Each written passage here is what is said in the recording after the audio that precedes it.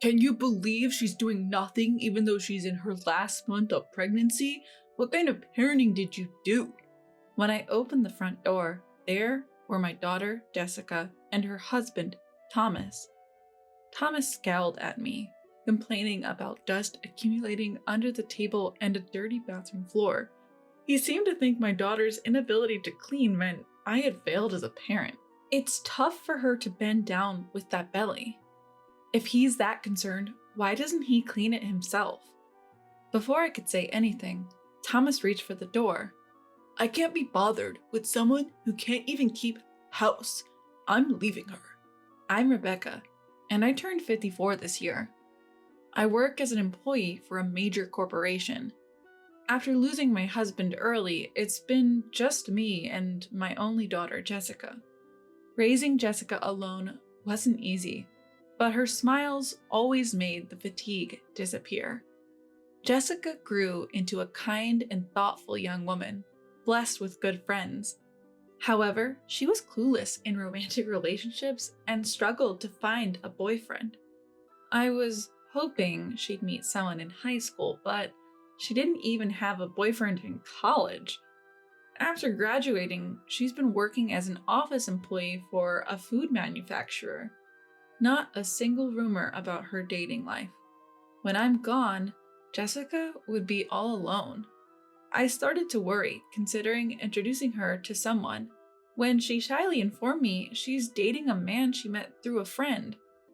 Their relationship progressed smoothly, and about 2 years in, they announced their engagement. I felt relieved. It's bittersweet to see your only child move out, but the reassurance of her having a family outweighed that. The couple lives about an hour's drive from my house. Thomas is 4 years older than Jessica and a very ambitious man. Thomas often works late or goes out for drinks, citing his career ambitions, leaving all household chores to Jessica. I thought they should share responsibilities, but I refrained from interfering in their lives. Then, about 6 months after their wedding, Jessica invited me to lunch to announce she's expecting. Jessica, who didn't have siblings, always liked children. She used to tell me she wished for a little sister or brother, something I couldn't provide as I had no plans to remarry. Jessica, who had always wanted kids even after getting married, was lovingly speaking to her still flat belly, rubbing it gently, as if she couldn't wait to meet her unborn child. Seeing her like this filled me with joy. If you ever need anything, don't hesitate to call me. I parted ways with Jessica after saying that. Since Jessica continued working during her pregnancy, I made it a point to check in on her regularly to see how she was doing. Around the time she entered her second trimester, I was assigned a big project at work that would result in frequent travel. When I told Jessica about this, she was thrilled for me and told me to focus on my work, assuring me she would be fine. I asked Thomas multiple times to look out for Jessica while I dove into my work. It should be close to Jessica's final month of pregnancy by now. As the project was winding down and work was settling, I called to discuss plans for after the baby arrives. To my surprise, it was Thomas who answered the phone. Hey, Rebecca. Good timing. Jessica's pretty useless and in the way, so I'm gonna bring her over to your place. What? What do you mean? Before I could get an answer, he hung up. An hour later, my doorbell rang. Opening the door, I found a disheveled Jessica standing there next to Thomas. Jessica! I was shocked at how much my daughter had changed. She didn't even have the strength to smile. Dark circles under her eyes, her hair, nails, and skin all dry. She looked nothing like a woman in her 20s. Her fingers were cracked and bleeding. Her expression was dark, her gaze fixed on a single point. How could she deteriorate so much in just a few months?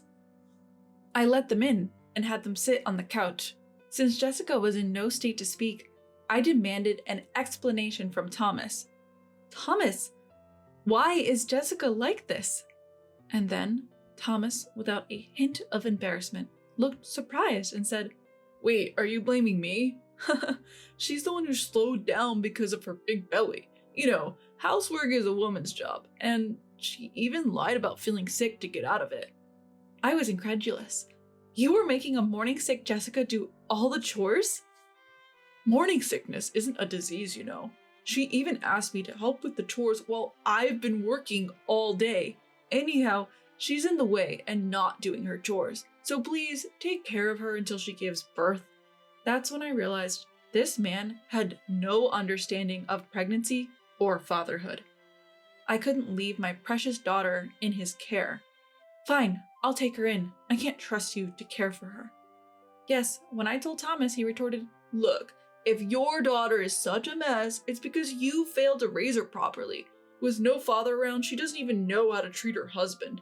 I'm the one suffering here. Once the baby's born, come pick it up. Meanwhile, please re-educate your daughter, Rebecca.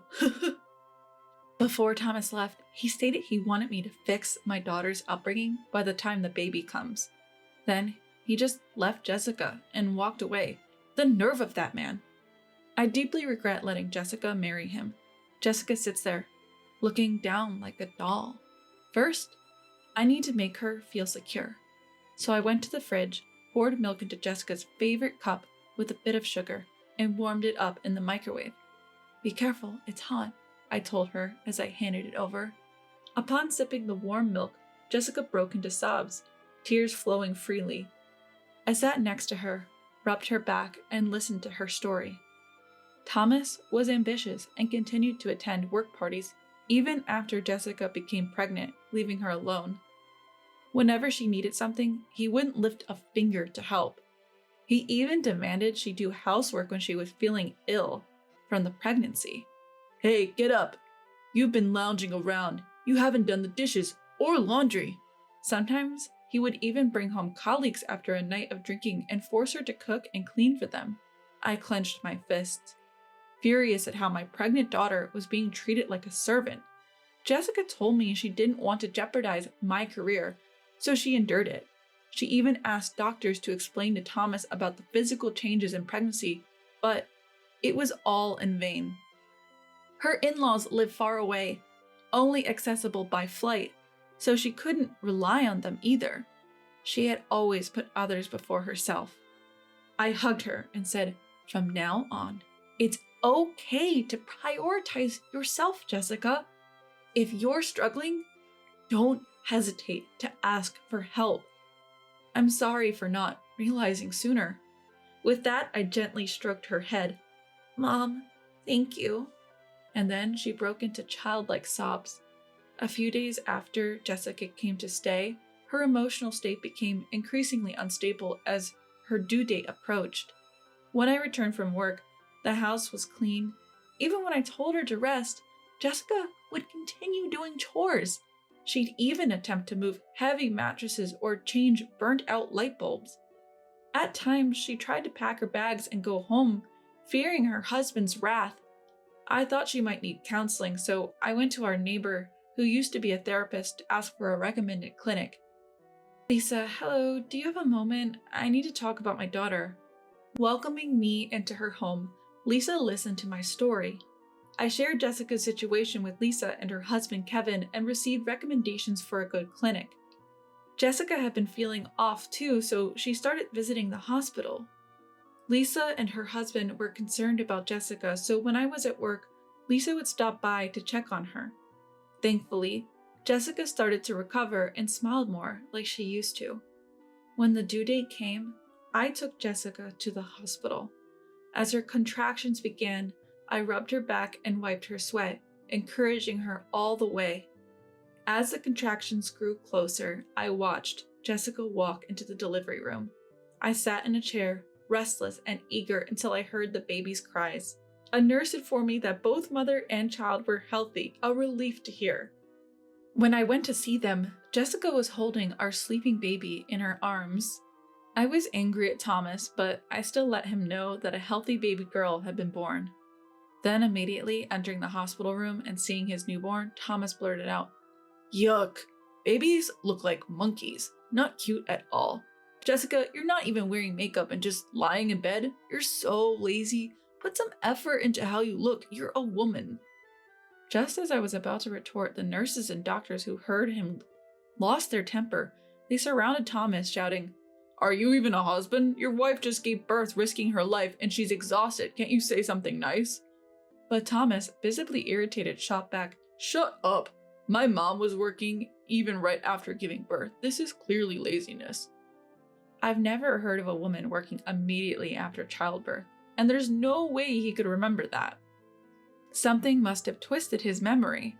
It makes sense he wouldn't know, given he's never shown interest in pregnancy or childbirth. Thomas stormed out and didn't even show up on Jessica's discharge day. No signs of him coming to pick her up. Concerned about sending Jessica back to him, I told her she could stay with me, but Jessica wanted to go home, saying it was unfair to the child to grow up without a father. Reluctantly, I called Thomas to see if he would pick her up. He replied, "I'm busy with work, so please take care of things there. I don't want to lose sleep because of a crying baby." He hung up right after that. I brought Jessica home, suggesting she stay until she got used to parenting. Thomas hadn't bought any baby essentials, so we went shopping to set up a nurturing environment. Thomas hadn't even thought about a name because he was so focused on his work, so Jessica and I chose one. We named the baby Sarah. Our neighbors Lisa and her husband knew the situation and helped with childcare, so Sarah grew up well. About 3 months after Sarah's birth, Thomas showed up without any notice to pick up Jessica and Sarah. "Hey, I'm here to pick you up. Hurry up, you're always so slow," Thomas yelled from the front door. By the time Jessica's emotional instability after a childbirth had temporarily settled, and she fully understood how terrible Thomas was, Jessica had made up her mind to divorce and had no intention of going back to him. From behind the door, she said, "I won't be controlled by you anymore, and I'm not coming back home. I'll mail you the divorce papers, so sign them." Thomas yelled back, "Are you kidding me? In today's world, a man with a wife and kids is more likely to succeed. What's the point of being married to you if we divorce? I'm never getting divorced." My daughter was furious, thinking that her husband had married and had a child just for the sake of a career advancement. But before I could yell back, the door next door opened. Hearing Thomas's loud voice, our neighbors Lisa and her husband Kevin stepped out of their home. Thomas, who glanced at Lisa, paled instantly when her husband Kevin appeared. "Boss, what are you doing here?" Stunned, Thomas watched Lisa and Kevin approach. It turns out Kevin was Thomas's supervisor. Kevin, also surprised, said, "So you're Jessica's husband. To think a terrible man like you, who neglected his child for 3 months, turns out to be you. You lack empathy, and I can't trust my team to someone like you. I'll let the CEO know as well, but consider your promotion canceled," Kevin sternly whispered to Thomas. "Please, Kevin, reconsider." Clinging to Kevin in tears, Thomas said, "You have nothing more to say to me. You don't even want to listen. You only ever cared about your work." Kevin cuts him off, not allowing any further comments. "What was all my hard work for?" Thomas drops to his knees, deflated. Kevin is known in the neighborhood and at work as a family man, and he couldn't tolerate Thomas treating his family like tools. Apparently, Thomas had been putting on a good face at work for the sake of promotion. Thomas went home quietly that day, but once at the office, he pestered colleagues and subordinates, saying, "Hey, you did at my place, right? Could you put in a good word for me with the boss for a promotion?" When no one complied, he went straight to the CEO. "Sir, I've worked hard for this company every day. My sales numbers are consistently high. Please approve my promotion." "I've heard from your boss," said the CEO. "Your performance numbers might look good, but you've been using aggressive tactics to win contracts. Just raising your own numbers isn't enough. A deal that tarnishes the company's image is negative, even if it's successful. If you can't consider that, you can't move up. I have no more expectations for you."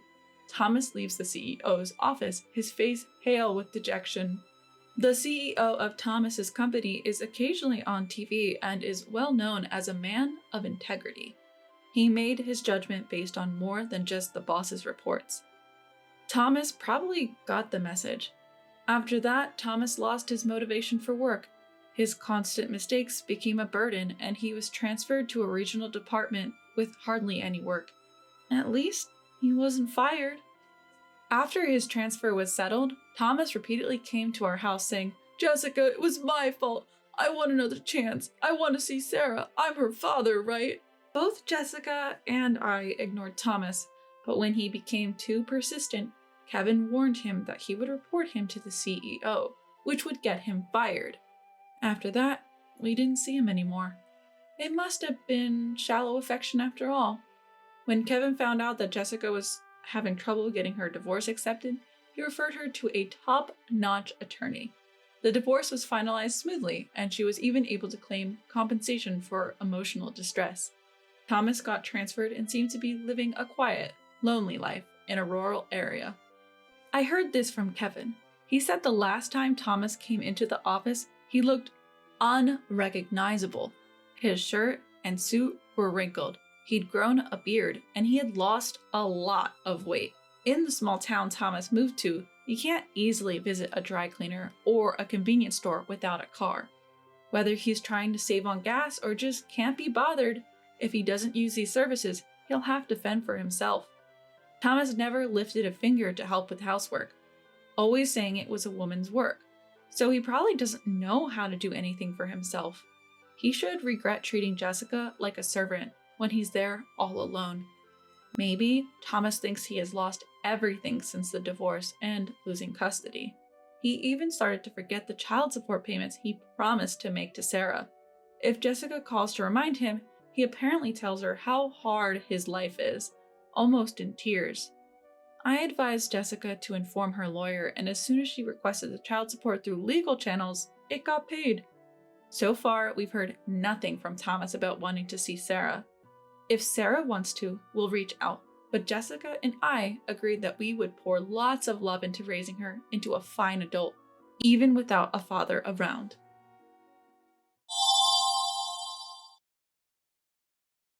Only a high school diploma? Dropping out of middle school is kind of sketchy, isn't it? Look, there's a reason for that. No need to explain. Our worlds are just different, okay? You don't have to put it like that. I'm married, 33 years old. I have been married to my husband David for 10 years. We have a first-grade daughter named Betty, making us a family of 3. I have loved drawing since I was a kid, and now I work in the arts. Currently, I'm pregnant with our second child. As my belly grows, each day becomes increasingly challenging. Despite his busy schedule, David tries to come home early. He even takes time off work to handle chores and childcare for me. Life was good for our little family, but something started bothering me recently. We live on the first floor of a high-rise apartment building. The other day, while coming back from shopping, I saw a woman moving into our building. Turns out she's Emma, a classmate from middle school. I hadn't seen Emma since a get-together right after middle school. When she noticed me, she said, "Wait, Mary? You live here too?" "Yeah, what about you? Moving in today?" Apparently, Emma had just moved into the building. Her face fell when she realized I was also a resident. Living in the same high-rise as a dropout? Unbelievable. You see, I'm a dropout just like Emma said. I had reasons not to pursue further education after middle school, but I never told Emma. Last time we met, Emma had mocked me for being a high school dropout, and it seemed like nothing had changed. She was still belittling me. Annoyed, I listened as Emma continued. "So what floor are you on? I'm on 35. I realized Emma was trying to show off based on the floor number in the apartment building. I answered truthfully, "I'm on the first floor." Hearing this, Emma's face lit up with smug satisfaction. "First floor?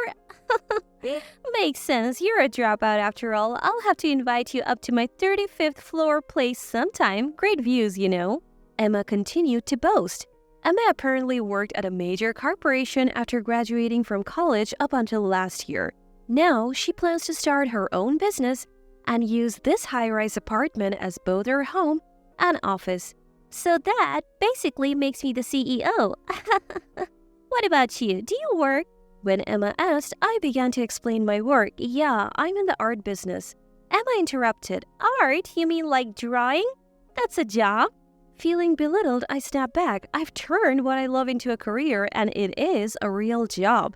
Emma ignored me, saying, "Well, it must be so nice working within the household income. What's your goal, like $900 a month?" I just listened in silence, not having the energy to retort. People like you who dropped out live in a different world from elites like me. Just then, David and our daughter Betty, dressed in work clothes, walked up. "Mom." "Oh, Mary, do you know each other?" When David spoke to me, Emma looked up and down and laughed. "Is this your husband in work clothes?" Feeling insulted, I finally snapped back. "Why are you laughing? That's rude." Emma continued unapologetic. "I wasn't laughing. He's just the type I would expect for a dropout like you. Two-income family on the first floor. He must not make much either." Finally, I had enough of Emma's rudeness. "How dare you say that about my husband? Apologize." Emma laughed and said, "Why would I apologize? By the way, are you pregnant?" It was then she finally noticed my pregnancy. "Yes, I'm 7 months along." "Must be tough financially with another child on the way." "Can you even afford to live here?" I didn't want to hear any more of Emma's snide comments. I grabbed David and Betty and headed home. Emma called out after us, "See you. Come up to the 35th floor if you ever want a good view." But I ignored her and went inside. I couldn't shake my anger at Emma all day. Why did she have to say those things? That night, after Betty had gone to sleep, David asked me what had happened. I told him about Emma, how she had made fun of me for being a dropout and belittled my work. David's face turned red and he seemed even angrier than I was. David knew about my past, including the fact that I dropped out of school and chose to marry me with a complete understanding of who I am. We decided to keep our distance from Emma since the anger towards her didn't seem to subside for a while. Luckily, we didn't run into Emma for a month, allowing us to live our lives peacefully. Then one day, we received a postcard for a school reunion. I still get along well with my middle school friends, so after getting a few messages about meeting at the reunion, I decided to go. While I looked forward to catching up with friends, I was also a bit concerned about running into Emma and hearing her unwelcome comments. But thinking that after having a baby, I would have fewer chances to meet my friends, I set aside my worries about Emma and decided to attend the reunion, and then the day of the reunion arrived. The reunion took place in a rented hotel ballroom. As soon as I arrived, I met up with friends I hadn't seen in years, and we immediately fell into enjoyable conversation. It had been a long time since we had all caught up, and there was so much to talk about. Our friend group has always been tight-knit regardless of gender.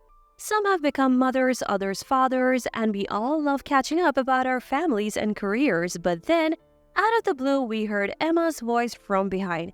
"Ugh, breathing the same air as poor people is making me sick." As expected, Emma had shown up too. We hadn't noticed her since we were only speaking with friends we were actually close to. Emma was wearing heavy makeup and a flashy dress that seemed out of place. Both my friends and I sighed at her over-the-top appearance and her consistently bad attitude. Even back in middle school, she was self-centered and made awkward comments. She was someone we tended to avoid. Nothing has changed. Even now at 33, she is as obnoxious as ever, and we couldn't help but roll our eyes. One friend finally broke the silence. "Emma, who are you calling poor?" She replied, "Who else but Mary? She's a dropout, so she's poor and lives on the first floor. I live on the 35th. It's like a master-servant relationship." Emma laughed after saying this. A few friends were angered by her comments and confronted her. But Emma showed no signs of remorse. She continued, "If you don't want to be called poor, why don't you move to an older apartment that suits you, haha?" Completely oblivious to the looks she was getting, she continued to belittle me. "Why don't you just leave, you $900 a month earner? From this reunion and from that fancy apartment building." Hearing this, my friends looked puzzled and asked, "Mary, do you only earn $900 a month?" I replied, "No, that's just what Emma believes." While we were talking, Emma interrupted, "What are you two whispering about? Mary's living comfortably on her husband's income, doing a part-time job because she's a dropout, and I am a CEO." That's when a male classmate nearly spoke up. Emma, do you not know Mary is a well-known artist? Upon hearing this, Emma looked baffled and asked, "An artist? Who cares?" I decided to come clean with Emma, not wanting to let her arrogance ruin the mood of the reunion any further. I actually studied art in France right after middle school. I didn't complete a formal program, so you could say I dropped out. Upon hearing this, Emma scoffed. "What? France? Studying? Art is just a hobby, isn't it? You're still a dropout who ran away because you didn't want to study." Emma clearly didn't get it, so I elaborated a bit more. I spent several years training, and now I manage an art gallery while also creating my own works. Believe it or not, I have fans and have even held my own exhibitions. Some classmates here have even bought my art. In reality, I was a young artist known within certain circles. After training in France, I returned to New York and kickstarted my career as an artist, which finally blossomed in recent years.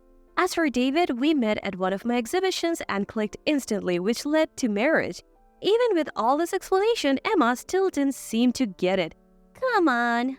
An exhibition is still just play, right? I am a CEO. I'm clearly winning here." Exasperated, I replied, "This isn't about winning or losing, Emma. You may think I'm foolish for pursuing art, but I take my work seriously." Emma, not wanting to concede, fired back, "Then why are you living on the first floor? If you're making that much money, you should be living on a higher floor." "There is a reason we are living on the first floor," I explained. "We were on a different floor before, but given that I'm pregnant and elevators can take forever here, we moved to the first floor for convenience." Emma seemed unwilling to accept my explanation. My friends all knew about my career, and even classmates I wasn't particularly close to had heard I was an artist. Emma probably never considered that possibility, given that she had zero interest in art and looked down on me for being a dropout. And I had another secret. Just as I was about to reveal this, I saw David and Betty at the entrance. "Mom!" Betty comes running towards me, followed by David chasing her from behind. David, scratching his head, says, Sorry about that, got pulled into some work stuff. Brought Betty along too. While David and I were talking, Emma blurted out, "Wait, who is this handsome man, your husband? He was in work clothes last time. Why the suit now?" David was indeed dressed sharply today. Emma couldn't take her eyes off him, so different from the work clothes she saw him in before. David began greeting my friends. Thank you for always being kind to my wife. Is everything to your satisfaction? Please let us know if there is anything you need. Just then, the organizer rushed over. Thank you for providing this venue for free. The food and drinks are top-notch. Really, thank you. The truth was, this hotel belonged to David's parents, and he was now the CEO. David had generously offered the venue free of charge for the reunion. Emma's face turned pale upon hearing this. "You are a CEO's wife?" She had looked down on me as poor, but here I was, an artist and a CEO's wife. Emma seemed to be in complete shock.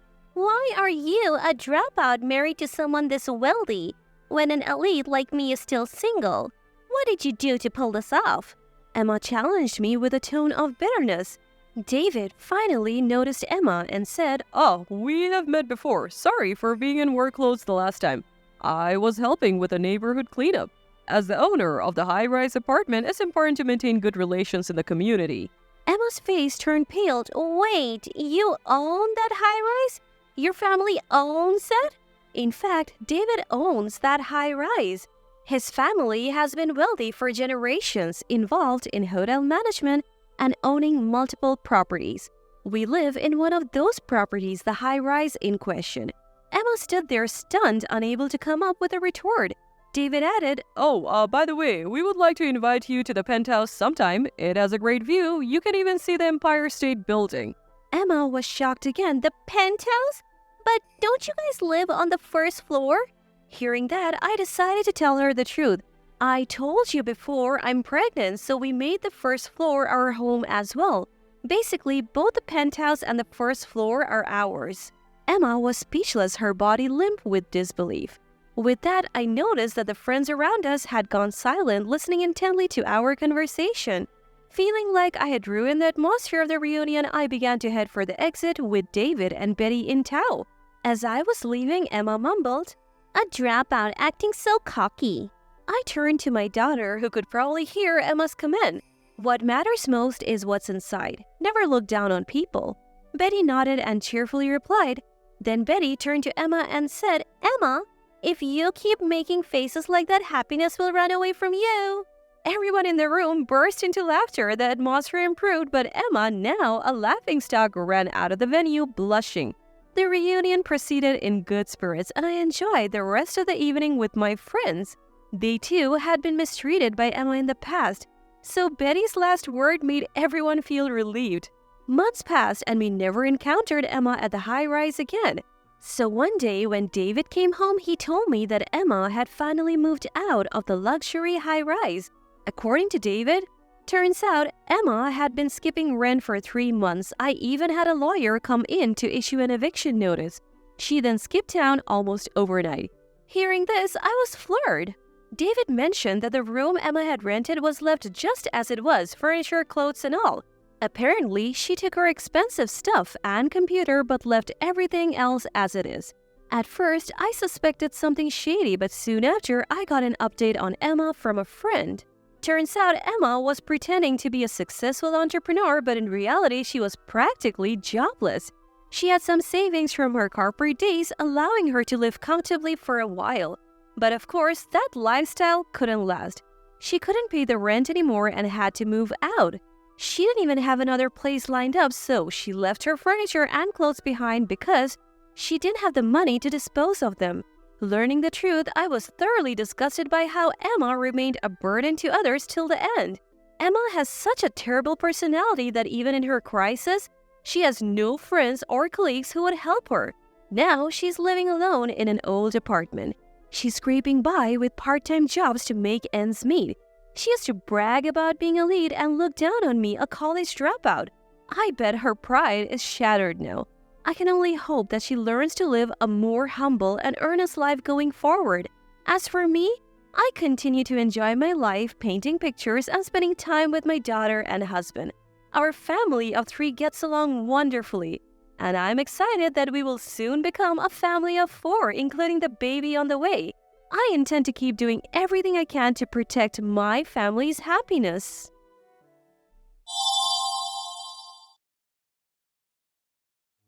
Leave everything and get out of this house. I'm taking it, furniture and all. I couldn't believe my ears when I heard this from my sister-in-law. Ever since my husband, Noah, passed away, she's been doing whatever she pleases. Even when I remind her that this was mine and Noah's home, she doesn't care. I felt that even if I resisted, nothing would change. So, I decided to leave everything behind, just as she wanted. Fine, I'll leave. My name is Isabella. Noah was a young CEO who took over his father's company. It's a major corporation that everyone knows, with a vast number of employees. I became his secretary right when he became CEO, and we got to know each other closely. During tough times, we supported each other, and as days went by, we fell in love and started dating. Everyone at the company knew about our relationship, and since we were both successful, we were admired. 2 years later, we got married. When he proposed, it was the happiest moment of my life, and our relationship remained strong after marriage. Later, I quit my job as a secretary to support Noah full-time at home. We've been married for almost 10 years now. We're planning a trip for our upcoming anniversary. Every day with Noah is a joy. However, there was one problem. I have an older brother named Liam. Our dad works as a driver and our mom is too frail to work. After high school, Liam got a job without going to college and moved out. I went to college with money I saved from part-time jobs, and later got a job as a secretary at Noah's company. The pay was great, and I mostly saved or sent money home. Liam, knowing this, often asked me for money. Some of the money I sent to our parents also ended up with him. Liam had a temper, and to avoid confrontations, I never said anything. I wished my parents wouldn't give him money, but they probably found it easier to appease him. Growing up, Liam often took things from me. Now, he works a blue-collar job and, according to our parents, is heavily into gambling. From horse racing to slot machines and lotteries, he seems to be into everything. Despite having such a troublesome brother, I still gave him money after getting married. Sometimes he even asked Noah for money, which I really wished he'd stop. Every day, I was frustrated with Liam, but his wife Harper was even more of a headache. Given Noah's position, we lived in a luxury, high-rise apartment furnished with high-end items for when company associates visited. We bought the apartment thinking of our future children. I had difficulty conceiving, but after 2 years of preconception care, I finally became pregnant. Because of my frequent hospital visits, I'm often away from home, but Harper would still be at our place. It would be okay if she visited, but she'd have a mess and treated me like a servant. Isabella, I'm hungry. Get me something. I'm leaving for the hospital soon. Then order delivery. Harper never lifts a finger or offers to pay when she's at our place. I have to do it all. When I talked to Liam about it, he didn't help much. Just listen to my wife. You have plenty of money. No matter how much we earn, this is a separate issue. I've confronted Harper, but she'd just say, "You're annoying. Take money from me and go gambling with it." It's been a year since Liam married her. For over 6 months, I've been feeling overwhelmed by their behavior. I've talked to Noah about it, and he's apparently discussed it with my parents. But I assume there's been no progress since they won't listen. Every day I thought about how I needed to resolve this before our baby arrives. Sure, everyone dreams of a luxurious life, but no matter how much money you have, you shouldn't misuse it.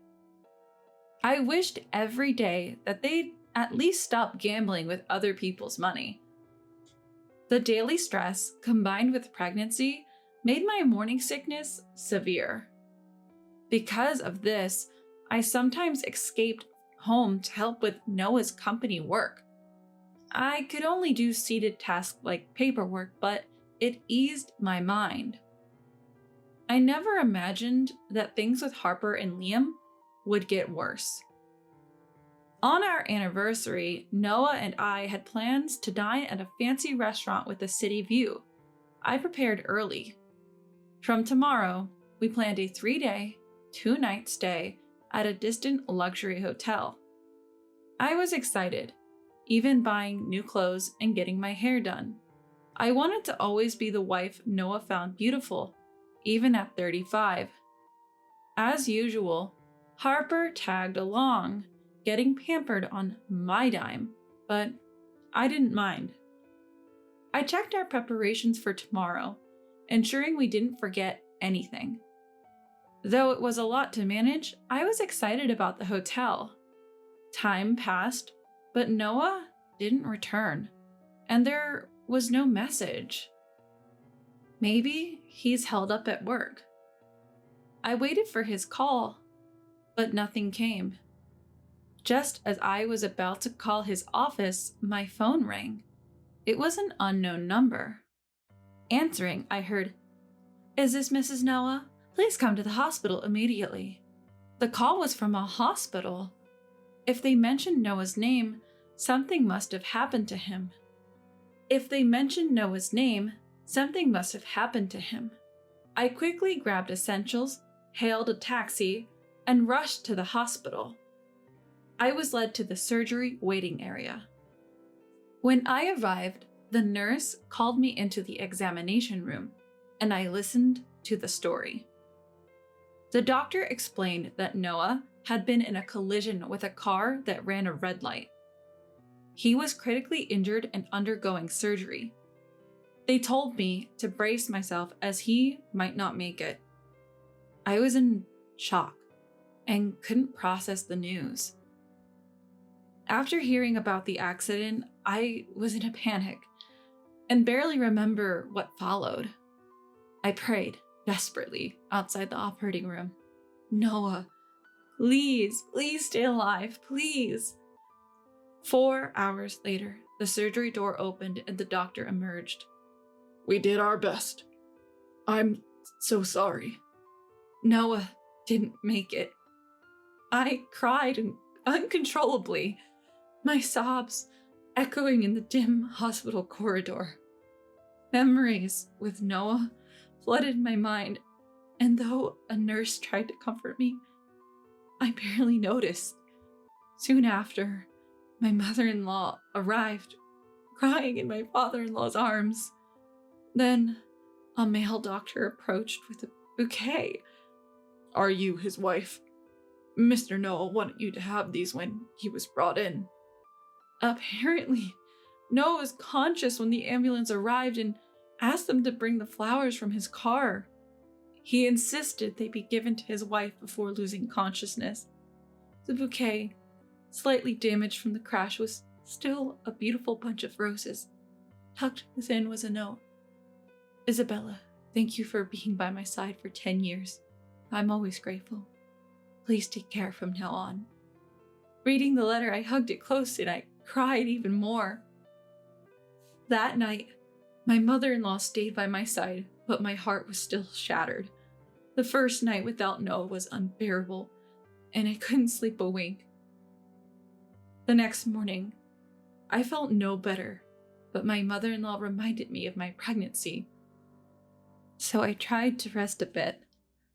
When I woke up, I felt a kick from the baby inside me, bringing me back to reality.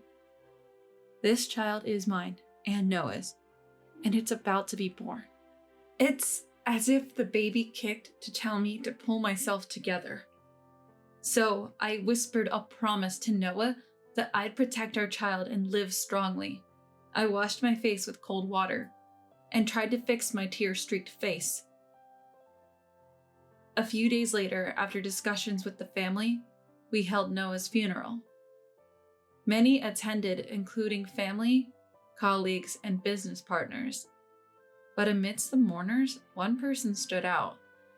Why should I wear mourning attire? It's so outdated. Harper was dressed in a flashy party dress, completely out of place. Many looked at her with disdain, but she seemed unfazed. She even started flirting with some of the business executives. It was clear she was after their money. After the funeral, my mother-in-law called a family meeting about Noah's life insurance. She believed I should receive everything, but some family members thought it should be shared. Harper and Liam joined the discussion. Shouldn't the insurance money go to Liam, the eldest sibling? Harper's argument seemed driven by her own desire to get a share. She even said, Isabella probably has enough savings. She doesn't need it. I sighed at Harper's audacity and confronted her about her inappropriate attire. No matter the reason, you two won't see a dime of that insurance money. And your attire? Hardly fitting for a funeral. As I spoke up, the surrounding family members shot icy glares at Harper. Feeling the tension, Liam and Harper quickly left the scene. For Harper, this was the first time meeting many of the relatives. But her first impression? Absolutely terrible. What's the big deal? Harper, clearly irritated, stormed out with a flushed face. Seeing her like that, I felt a bit of satisfaction. always being taken advantage of, today felt like a small win. I hoped she'd realize she can't always have her way. But that hope was short-lived. The matter of Noah's insurance would be discussed later, and days went by. After the confrontation at the funeral, Harper disappeared. She was probably gambling away, angry at me. A week passed without seeing Harper, and it felt like a peaceful break. One day, I had to visit my mother-in-law's house. After finishing my errands, I decided to shop before heading home, but as I approached my house, I noticed the lights were on. Thinking it might be a burglar, my palms got sweaty. I tried to stay calm, turned on my phone's recorder, and attempted to unlock the door, but the key wouldn't fit. After multiple attempts, I rang the doorbell. Harper's voice responded. "What are you doing? Open up!" She opened the door. Glaring at me in her casual clothes, she had changed the locks while I was at my mother-in-law's house. It seems that she waited for me to leave and changed it during that time. Then she said something shocking. "I'm taking this house with everything in it. Leave everything and go." I couldn't believe my ears. However, the words that come back are exactly the same as what I heard. "This is Noah's and my house. You should leave. You don't have a husband anymore. The house is too big for you. I'm doing you a favor." I remembered I was recording the conversation. If I continue to resist, I will be weaker and lose. I decided to back down for now and use the recording later. "Fine," I said, and left. I called my mother-in-law, who kindly took me in. I told her everything and played the recording. "This is just like theft," she said, "and I could possibly get compensation for the emotional distress." She advised contacting the police and a lawyer. The next day, I did just that. The lawyer confirmed it was a case of theft and that I could get compensation. I updated my mother-in-law on everything. My parents knew about the situation but seemed to have given up on Liam. The audacity of trying to take a home from a pregnant woman is beyond belief.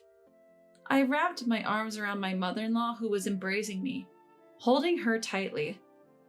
After a moment, she pulled away, looking deeply into my eyes. "Speaking of the insurance money, I really wanted you to have it, Isabella. Noah wanted that too." With that, she handed me an envelope. Inside was a letter. A quick glance, and I recognized Noah's handwriting, tears forming in my eyes. The letter was his will, written in case anything ever happened to him. Given his position as a CEO, he probably wrote it knowing the unpredictability of life. The message was clear. All the insurance money and his savings should go to me and our unborn child. Regarding the company, he mentioned that I might need to work if he wasn't around.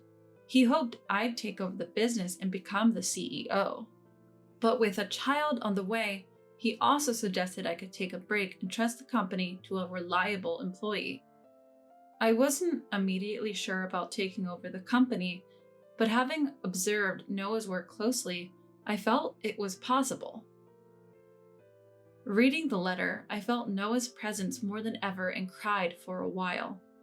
Once I composed myself, I told mother-in-law I agreed about the insurance money, but needed time to think about the company.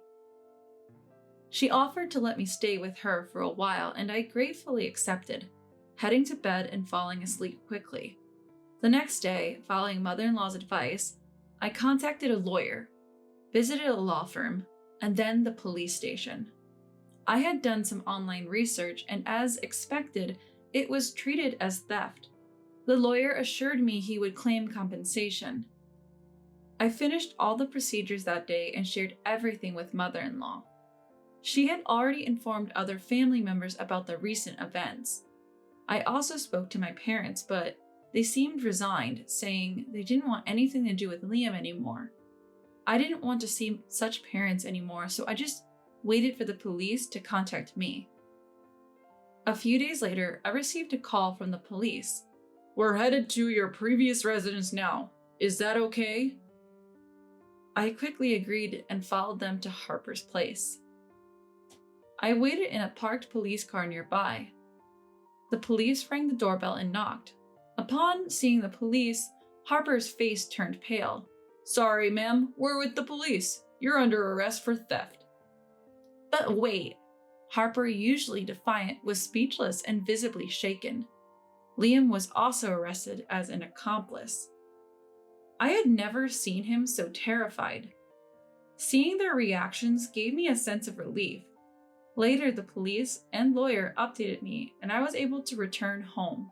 Apparently, Liam and Harper were evicted from the rented apartment due to unpaid bills, which led them to forcibly take my house.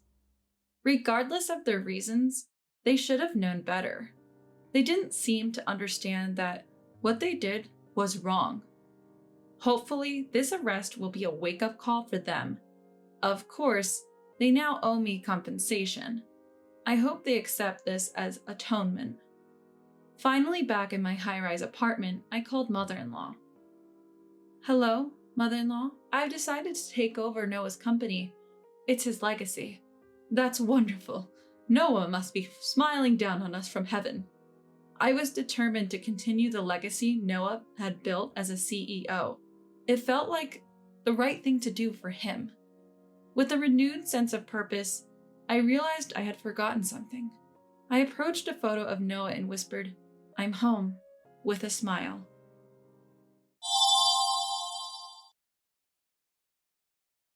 I've been meaning to say this for a while. I don't like anything about you. We're gonna live as a family from now on, so get out of this house, stop interfering in our lives. When I voiced my opinion to my son's wife, Tabitha, who was neglecting her responsibilities as a mother, she became visibly angry. Fuming, she stormed out of the living room, spewing aggressive words. "I get it. Just so you know, the house is in my name. Let's change that. If it means cutting ties with you, I'd do it right now." Tabitha had wanted to sever ties with me. Oblivious, she happily accepted my agreement. She was too naive to realize what she was getting into. She had no idea that changing the house's title would lead to her downfall. This all happened before my grandson was even born. My name is Emily. I work as a CPA, and I'm a career-oriented woman. My family consists of just my son. My husband passed away from illness shortly after my son was born. He was a man of strong principles, and I was utterly devoted to him. When he died, I was devastated and even thought of ending my life. However, my son Lucas became my only treasure and gave me a reason to live. He's like a ray of sunshine, reminding me that I need to protect him. And that's what inspired me. My son had always been my rock. It wasn't that he did anything special for me, but his passionate cries for me, his mother, gave me the strength to keep going until today. Now he's a grown man, a member of society. He studied like mad, even landing a job at a big corporation. As a mother, I couldn't be prouder of how he's turned out. Then, when he was 26, he married Tabitha, his long-time girlfriend. They moved into a brand new house, and he began suggesting I should move in with them. "Don't you think it'd be awkward if I lived with you? Newlyweds and all?" Tabitha and my son came over. During our casual conversation, Tabitha answered my question. "Actually, I was the one who asked Lucas. I really wanted to live with you." "Tabitha, you're such a good person. Lucas is lucky to have you." "Hey mom, don't overstep." Based on those heartfelt words from her, I was genuinely touched. Tabitha, a dependable person, is 6 years older than my son. As an older wife, her assertive, no-nonsense demeanor really won me over, but she was also considerate and pleasant. I had no worries about moving in with them. It seemed like it would be a bright and enjoyable life, so we began our life together. Everything was smooth sailing initially. However, things took a sudden turn. Soon after moving in, Tabitha got pregnant. We were all thrilled. Citing health reasons, Tabitha quit her part-time job, and she decided to be a homemaker, supporting the household. My son continued to work hard, and I also contributed while working. And then finally our grandson was born. We all thought, now let's give it our all as family. But then, my son got unexpected news. His company was expanding globally, and he had to go overseas to support a new branch for a few years. The timing couldn't have been worse. My son was heartbroken. "I want to stay here. I still want to be with my kid. Despite his lament, off he went overseas. So that left the three of us, Tabitha, my grandson, and me. When my colleagues asked me if I wasn't uneasy about staying alone with my daughter-in-law, I never had such thoughts. With a kind Tabitha and a cute grandson, we could manage. Or so I thought, content. Little did I know, I'd regret that relief. Tabitha had been severely sick during her pregnancy and hadn't been able to do any housework. Luckily, I lived with them and took over the chores, but perhaps that was a mistake. Even after our grandson was born, Tabitha didn't lift a finger around the house. Worse, she would often spend her days aimlessly, not even properly looking after our grandson. Finally, I had to confront her. Tabitha, you're a mother now. Do you have any sense of responsibility? On that particular day, Tabitha was about to leave the house, leaving our grandson with me again. I stopped her at the entrance and took her to the living room for a serious chat. Don't I always look after him while you're not around? Can I take a break sometimes? A break? You're out almost every night. I'm not a maid or a babysitter, you know. I get it. But hearing a baby cry all the time gets to you. Can't I have some freedom? I felt a surge of irritation at Tabitha's scoffing tone, but showing my emotions might only aggravate her more. This was a dangerous path. I couldn't even face my son, who trusted me with his home, if she decided to neglect her duties as a mother. Something had to change. Taking a deep breath, I calmed my emotions. Trying to sound reasonable, I carefully choose my words for Tabitha. Could you maybe go out a bit less often? I have a job too, you know. I can't afford to be out and about every day. I make my request as humbly as possible, attempting to find middle ground, but she just starts laughing at me. Don't act like your job is so draining. I'm the one who's tired from taking care of the child.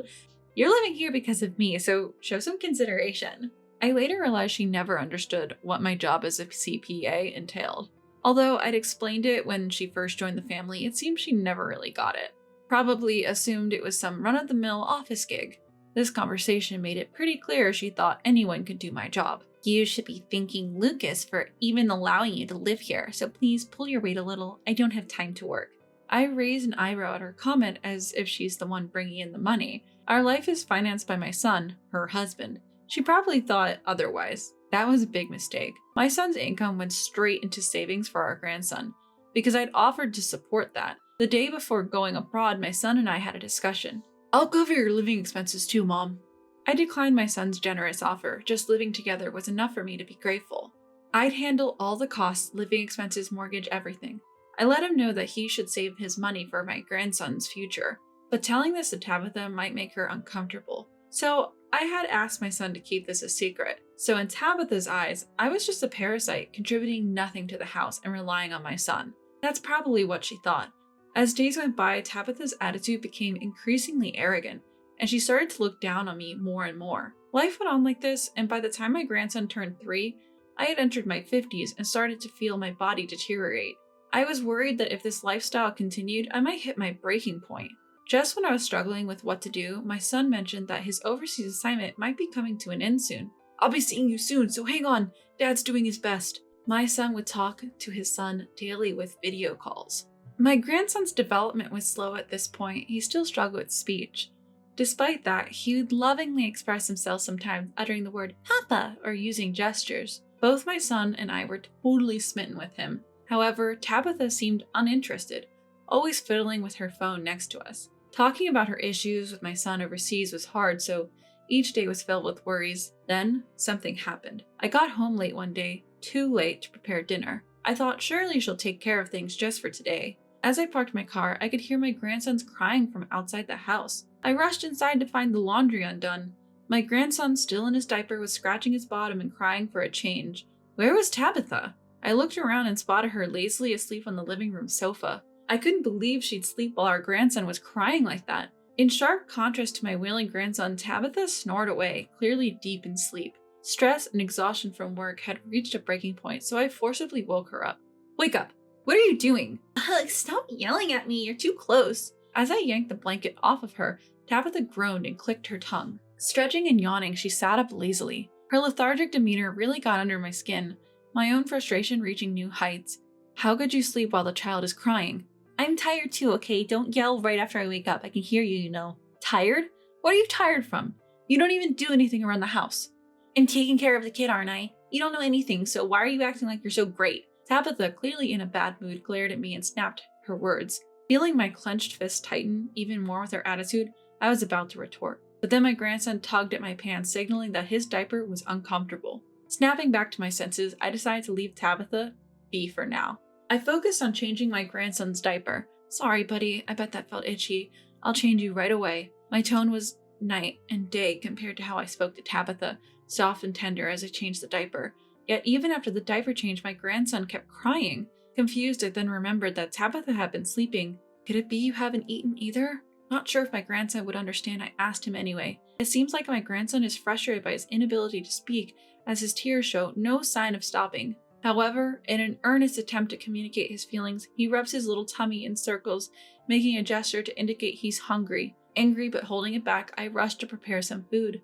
Once he was finally eating, he laughed innocently while watching TV. I finally felt at ease. I sat down and collapsed onto the table. Today had been exhausting. Why do I have to go through all this? It's all because she won't take care of the house or the kid. The forgotten anger surged back within me. To make matters worse, I heard Tabitha's voice coming from upstairs. Is this for dinner? There's no meat? She grimaced at the fish-centered meal and started complaining. Something snapped at me and I told her to sit down. We need to talk. Sit. Is this going to take long? I was about to go. Sit down now. I rarely raised my voice, but this time I yelled, causing Tabitha to flinch momentarily. Thankfully, my grandson was engrossed in TV and didn't notice. Tabitha reluctantly sat, complaining as she did, and I laid into her. I won't tell you to stop going out or to stay home all the time, but you've been exceedingly indifferent towards your child. Indifferent? That's a bit much. I'm not ignoring him. I was just tired and took a nap today. Being tired because you've been out at night, of course you'd be drained during the day. Why do I have to be lectured for just taking a small nap? Do you even realize the time? It's already 9 p.m. Sleeping is not an option right now. Well, it's done and there's nothing we can do about it. She had been quietly listening at first, but it was clear her patience was wearing thin. Her tone changed, and she began to glare and argue back. Do you even feel like a mother? He is your son, you know. Enough! Stop nagging! Seems like Tabitha had had enough. She stood up abruptly, grabbing my belongings. Shoving them into my arms, she yelled at me. You know, I've wanted to say this for a while. I can't stand you. From now on, we're living as a family without you. Get out of this house and stop meddling in our lives. With that, she slammed the living room door and stormed out. Startled by the noise, my grandson looked anxious. He glanced towards the door and mumbled, Mama? Perhaps feeling vulnerable without his mother, my grandson came up to me. He looked up as if asking where his mom had gone. My heart ached at the sight. I hugged him and broke down. How did things end up this way? Even without Lucas, I thought I could hold this household together. Now I'm supposed to leave my grandson in the hands of someone like her? What should I do? Overwhelmed by regret and heartache, I had no choice but to surrender myself to the tears that flowed from my uncontrollable anger and pain. My grandson must have sensed my distress. He looked up with concern and wiped my tears. Gwen, it's okay, he said in his childlike language, patting my head. His small gesture gave me some comfort, but my tears wouldn't stop. Still, what matters is that he lives a happy life. I can't entrust him to someone so unreliable. I have to protect him. Resolved, I decided to take action. The next day, I called into work and took a day off to have another talk with Tabitha. What now? If this is about yesterday, I've had enough. Just leave, okay? She was clearly reluctant to even speak with me. As soon as I arrived, she let out a heavy sigh and took her seat, immediately throwing provocative words my way. All right, as you wish, I'll leave, I said. So you finally realize you're the problem, huh? She must have been surprised that I accepted her words without any argument. For a moment, her eyes widened. That expression quickly faded, replaced by a mocking tone. But just so you know, I'll need to transfer the house's deed to you first, I continued. Fine by me. If that's what it takes to get rid of you, let's do it now. I had offered the change of the house's title as a condition for moving out. Tabitha, clueless as ever, happily agreed. Hearing her agreement, I couldn't help but smirk. She was too naive to realize. She had no idea that this change in ownership would be the start of her troubles. I took her along as we switched everything from the government paperwork, insurance, to the home loan from my name to hers. Just as we finished all the name changes, my son came home right on cue. Lucas? Tabitha was stunned to see my son, and understandably so. I had told her he wouldn't be back for a while. It's been a long time, Tabitha. Why is Lucas here? What about the overseas office? Didn't I tell you? I was about to come back home soon. Actually, I had confided in my son the night before. He wasn't supposed to be back for a bit longer, but I was desperate, so I told him everything. I decided to stop pretending and be honest about what had been happening. To be truthful, I had given up on the idea that telling my son would make any difference. However, his boss at his new posting turned out to be a really good person. When I explained the situation at home, the boss immediately arranged everything for him to come back, from flights to logistics. So, while I bought time with the name changes, my son returned. We got to see each other before I completely left the house. "Tabitha, you've done some terrible things to my mother and family." Just by seeing his face, she must have sensed it. He was furious. Tabitha was visibly shaking, and it was clear she was scared. "What terrible things? I haven't done anything to your mother." "Don't play dumb. I know everything." Even at this point, Tabitha tried to weasel her way out. Her futile resistance. As I had those thoughts, my son seemed to speak for me as he looked down at her with a big grin. Standing tall with his arms crossed, he exuded authority. The force he projected while looking down from his 6-foot height was overwhelmingly strong. "Look, you've got it all wrong. Mother-in-law, you've never contributed financially, but you're always nagging. I've been stressed out with taking care of the kids and said things in the heat of the moment. I didn't mean anything by it." Tabitha tried to deflect the situation, even though she was visibly intimidated. My son must have really scared her. She kept talking, saying things that made me want to tell her that she should just stop for her own sake. By the time she was done, I was flabbergasted. "Do you even realize how we've managed to make ends meet? You clearly have no idea." Upon hearing Tabitha's side, my son couldn't help but laugh as he continued to speak. Maybe he found her ignorance amusing, but he looked down on Tabitha, chuckling. Tabitha couldn't understand why she was being laughed at. Confused, she alternately looked at my son and me, trying to make sense of it all. "Our living expenses come from my mom's income." "What do you mean?" "I've been putting all my earnings in my mom's hands, saving up for our child." My son began to reveal how things had unfolded, and Tabitha, hearing it all for the first time, was visibly shaken. She probably had never considered that her entire lifestyle had been financially supported by me. She realized she'd made a huge mistake. It was as if her face said it all. Her emotions were completely transparent. "Why do you think I had everything transferred to your name today?" "What?" Tabitha looked perplexed by her husband's abrupt question, and from there, he continued to corner her. "You thought you'd successfully push Mom out of the house, didn't you?" Caught off guard, she couldn't find the words to respond, perhaps finding her silence amusing. My son approached her with a sinister grin. "The person who tirelessly held this family together wouldn't just leave because of your petty annoyances." "But then why?" "It was my idea." As Tabitha eagerly attempted to interrupt, my son cut her off. "What did you say? Why would you even suggest such a thing?" "Because if we didn't include changing the title and the conditions for her leaving, you might not have gone along with it." "Why did the title need to change? We could just live as a family of 3 after driving her out." Could she still believe my son is on her side? Both my son and I were shocked at Tabitha's statement. He couldn't help but burst into laughter. "Come on, let's limit the jokes to your face. The idea of you, me, and her living together, absurd." "But why would the title of the house also become mine?" "To divorce you, obviously." Saying that, he thrust the divorce papers at her. Startled, she nearly fell backward. Though she managed to steady herself, her face turned ghostly white as she looked at the divorce papers. You could clearly see her mind going blank. "There's no way I could leave this child and my mother in your care. Continuing as a married couple is utterly impossible." "Well, wait, this is totally unreasonable." "Unreasonable? You're the one using that word? Reflect on what you've done to my mother." At the word unreasonable, my son's anger exploded. My son yelled at her, channeling all the anger he had ever felt. "You were a mistake. I should have never trusted you with my mom and our kid. From now on, I'm the one who'll protect them. We're done as of today." "But my savings belong to me." Perhaps realizing she couldn't push any further, Tabitha shifted her focus to the money. She began demanding my son's assets in the divorce settlement.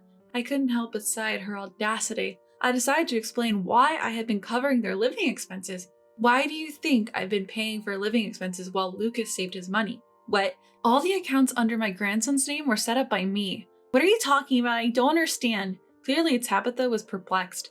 In a divorce, child savings can sometimes be considered marital assets. I had accepted living expenses from my son and saved it as a gift for my grandson to prevent this. This way, even if you divorce, you won't get your hands on my grandson's savings or my son's savings. "So you're really not going to get much." "This can't be." It wasn't that I planned this in case of divorce, but it sure came in handy. I couldn't help but pat myself on the back. Tabitha fell right into our trap. She sank to the floor, realizing her world was crumbling around her. "I bet you only married me for my money, didn't you?" My son added more fuel to the fire. "That's not true." Oh, isn't it? I know all about your affairs. Your flings have already confessed everything. You're lying. Tabitha looked shocked and I sighed. How could we not suspect you when you were out every night? We've got all the evidence. Your affair partners even confessed. When I showed her the voice recorder and some photos of her entering a hotel, Tabitha had nothing more to say. Turns out she reconnected with an old flame after marrying my son. She was cheating and funneling money into this man. But you miscalculated big time. My salary doesn't even come close to what Mom earns. You mean your mom, the office worker? How could she possibly earn more money than you, Lucas? The income of a CPA grows with experience. So what? She's making like 100,000. 100,000?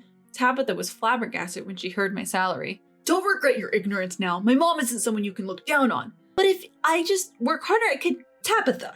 I cut her off. I couldn't stand listening to her any longer and intervened.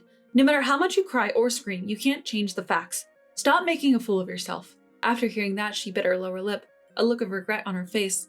Then, through tears, she begged my son, anything but divorce, probably realizing it's tough for a jobless 35-year-old woman to start over. She was desperately appealing to my son for some sort of lifeline, but my family-oriented son wasn't about to let her off the hook.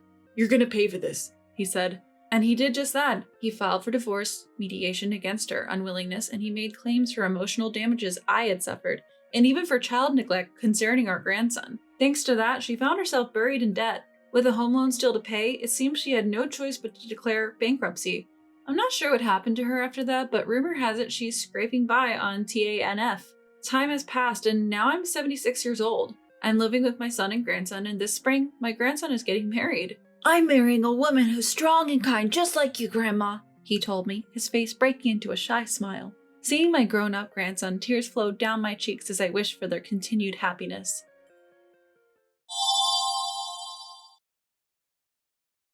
What on earth is going on?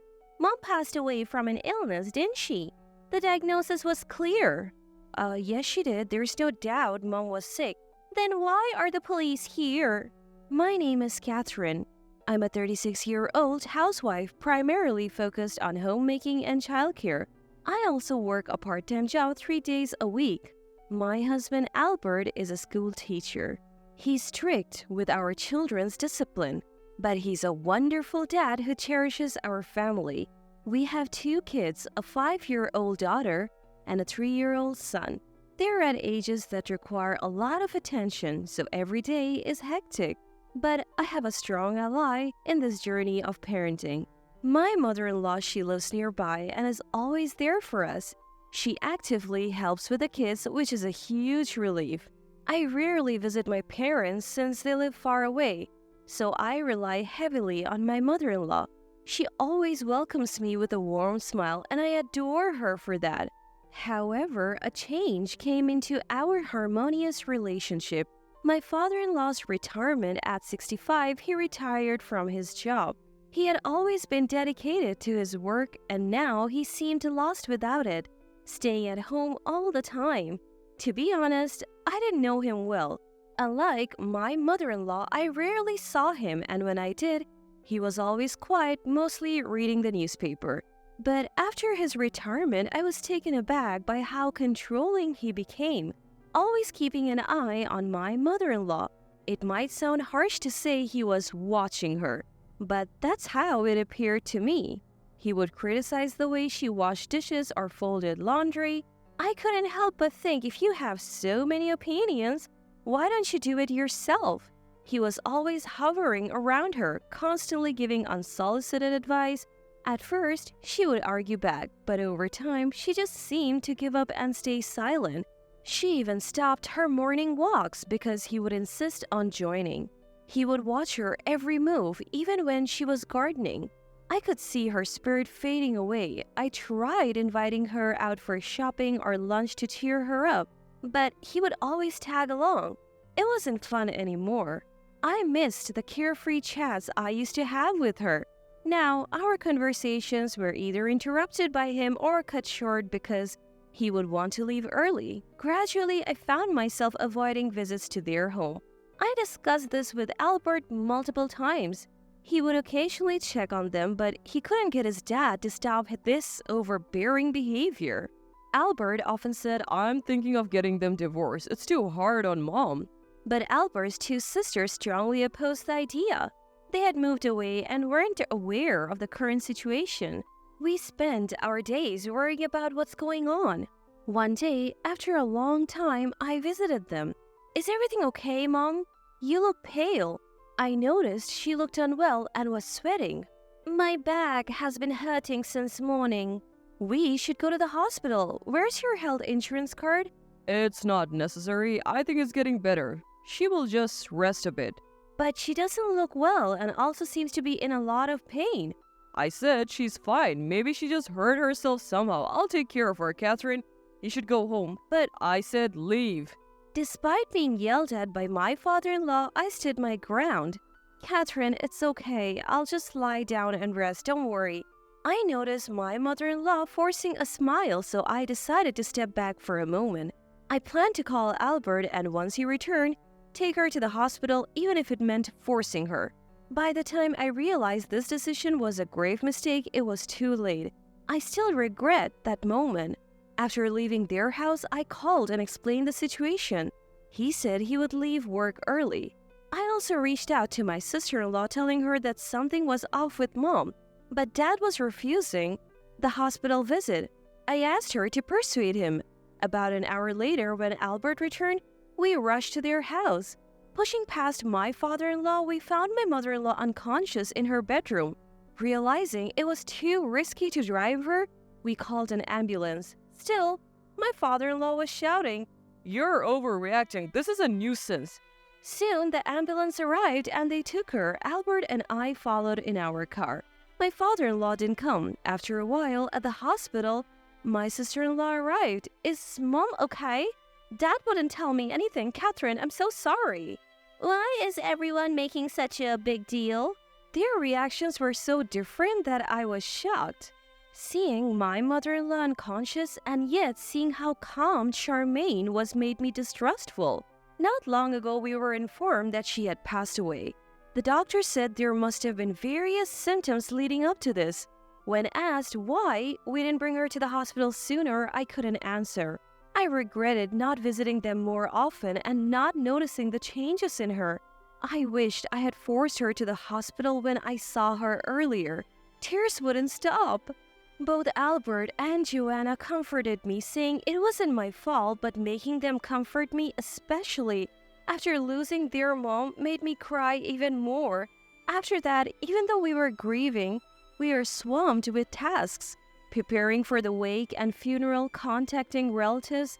Maybe these tasks should have been for her natural child, but I wanted to be involved as much as possible because I loved her. With the whirlwind of tasks and deep sorrow, my memories of that time are blurry. I remember clearly only after the funeral.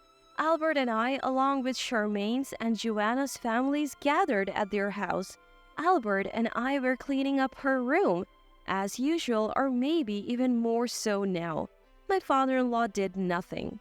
He continued living as if nothing had happened.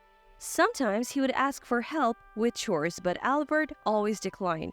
From the living room, we could hear the children playing. Everyone was either cleaning or relaxing.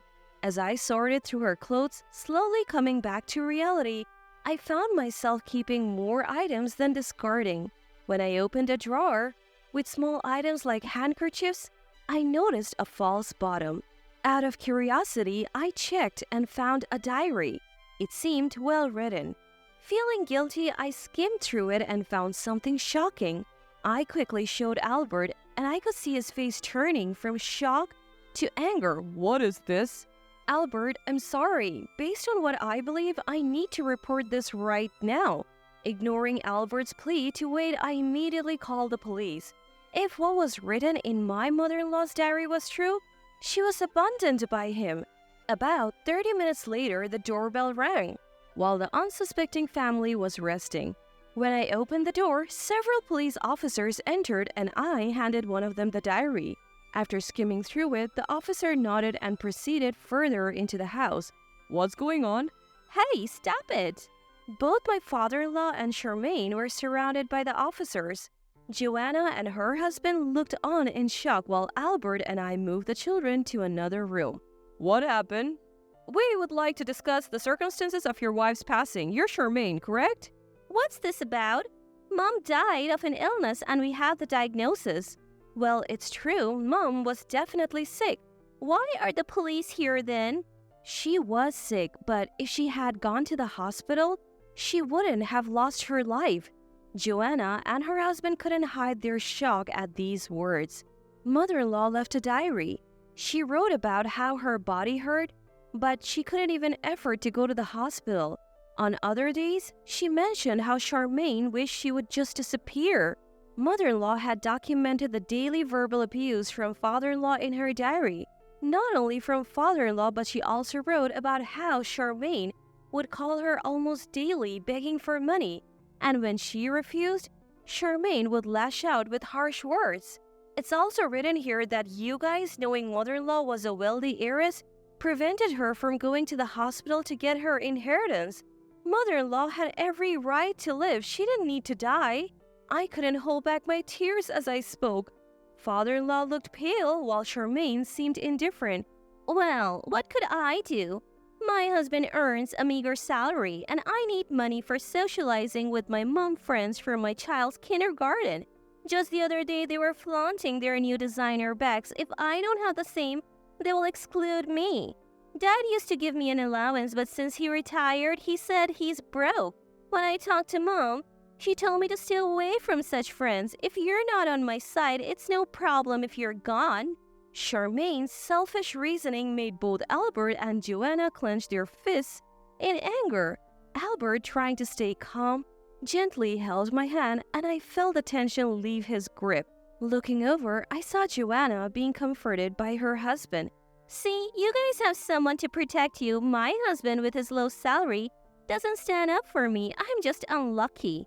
Charmaine's husband quickly looked away, clearly not wanting to defend her. Sis, I also earn a low salary. That's why Catherine works part-time to help out. She does more than her fair share and I want to make her happier. What are you doing for your family? Charmaine bit her lip in frustration. Dad, you've always spoiled her. Why did you abandon Mom? She was cheating on me. You might not even be my son. She got what she deserved. When did she cheat? You've been following her around since you retired. Well, she did it behind my back. Just last Sunday, she met her lover. Were you not with Mom last Sunday? You're always with her. How long were you apart? I followed her everywhere, even when she said she was going shopping. Father-in-law seemed more panicked the more he thought about it. We were never apart. I was always watching her. Then, who told you about Mom's affair? It was Charmaine. All eyes turned to Charmaine. You lied? Well, it's funny. I told Dad that Mom was cheating and he quit his job to stalk her. I can't believe. What have I done?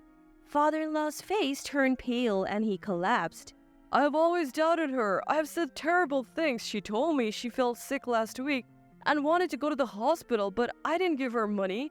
I believe Charmaine when she said Mom was faking it to meet her boyfriend. With a weak voice, father-in-law broke down in tears. I promised to make her as happy as our son when we got married. What have I done? A police officer pulled a sobbing father-in-law to his feet. No matter how much you regret or cry, your wife won't come back. We'll continue this at the station. The police took away the still crying father-in-law and the sulking Charmaine. Later, when Albert and I visited the police station for questioning, we learned that Charmaine was in deep financial trouble.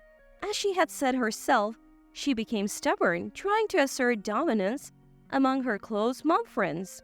Originally a high-maintenance woman, she married a man from an average family. Despite her husband and in-laws' objections, she insisted on sending her child to a kindergarten frequented by the wealthy. Once she joined the flashiest group there, she began to indulge in luxury lunches and brands to fit in, eventually accumulating debt. Unable to confess to her husband, she turned to her father as usual, but he had quit his job and couldn't lend her money. Her mother never took her seriously from the start. Turns out, her mother-in-law came from significant wealth. While sorting out her belongings, they found bank statements under mother-in-law's name with amounts they had never seen before. She had hoped to rely on her wealthy mother, But after being coldly turned down, she wished she could just inherit the money. She began feeding lies to her father-in-law, causing him to stress out mother-in-law. Mother-in-law's health deteriorated faster than expected, which pleased her. She kept telling father-in-law it was just a minor illness and not to take her to the hospital. Because of her selfishness, mother-in-law tragically lost her life. In mother-in-law's diary, there were messages written to Charmaine. It read, "Don't be swayed by others, understand what truly matters, and I hope you realize what's essential and live a happy life." Things she couldn't see to her face. Showing her this didn't change Charmaine's heart. She ended up in police custody for a while. Father-in-law consumed by grief is likely to be given probation, but he will still have a criminal record. Even though they can't meet anymore, I hope he reflects on his actions. In the end, Charmaine and her husband decide to divorce, with the father getting custody of the child. She never thought it would come to this. Only when her child was taken away did Charmaine break down in tears. She probably realized the gravity of her actions only after losing what mattered most. She is said to cry every day, wanting to see her child. Albert and Joanna were devastated as their family fell apart, especially with both the father and Charmaine having criminal records. Was the diary written by mother-in-law to someday reveal the truth to someone?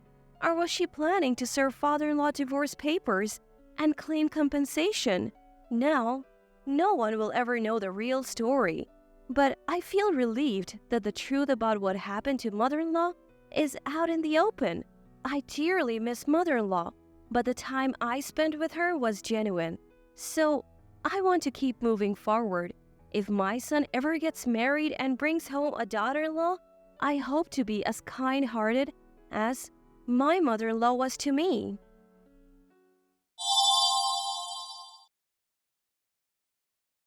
I'm Chloe. After graduating from college, I worked as an office employee. In my student years, I went to an all-girls high school and didn't have much opportunity to interact with guys. The only relationship I had was with Mason, whom I met through a friend. Mason worked for a major corporation. He was incredibly good-looking, like a celebrity, and had great style. I was head over heels for him. Then came a day when I knew I absolutely wanted to marry Mason. While waiting for Mason, who was late to our meeting spot, I received a call. Following the voice on the other end, I turned around to find Mason standing there with a big bouquet of roses. "Will you marry me?" I thought I was dreaming when Mason, smiling, offered me those words along with the bouquet of roses. I immediately said yes, and we embraced, public setting or not. I was thrilled by Mason's proposal, which felt like a scene from a drama. Little did I know then what Mason's true nature was. After getting engaged, Mason and I started to talk about practical matters concerning our marriage. First, there was the issue of our parents. Both Mason and I are only children, so we'd have to take care of our parents eventually. We decided each would look after their own parents, so we wouldn't burden each other. Next, we discussed whether to combine our incomes or not. I was okay with merging them, but Mason said, "We shouldn't rely too much on each other's income, so let's keep them separate." I agreed. Following that, we decided not to disclose each other's savings. We agreed to each contribute half to our living expenses. Other decisions included the number of children we'd like to have, the area where we'd live, and whether we'd opt for a standalone house or an apartment.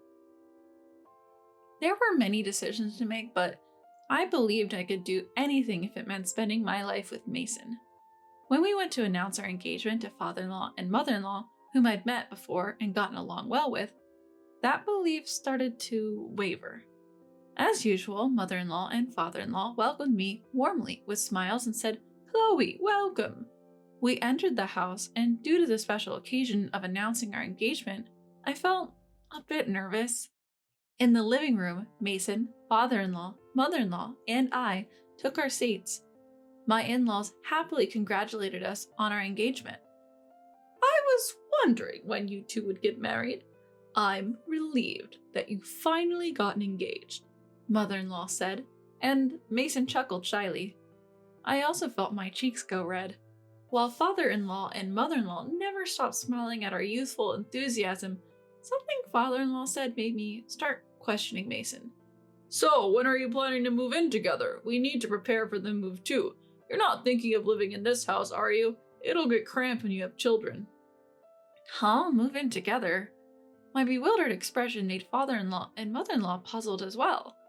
Only Mason looked a bit uncomfortable. Wait, what? Said mother-in-law, giving me a suspicious glance. Chloe is going to be financially supported by Mason, right? It's only natural that you live together. I did the same thing. Isn't that right, hun? Father-in-law nodded. Yeah, that's true. Mason chuckled awkwardly and muttered, sorry. This meant Mason hadn't told his parents anything about or discussed plans for married life. This was the first time I felt disbelief and disappointment in Mason for not communicating with his parents. The man I deeply loved and saw as a prince suddenly seemed unreliable. But I've heard that's what marriage is like. I suppose there are sides of Mason that only become visible after engagement. I started to explain to father-in-law and mother-in-law, convincing myself that this was all part of it. I don't plan on relying financially on Mason. I'm not quitting my job.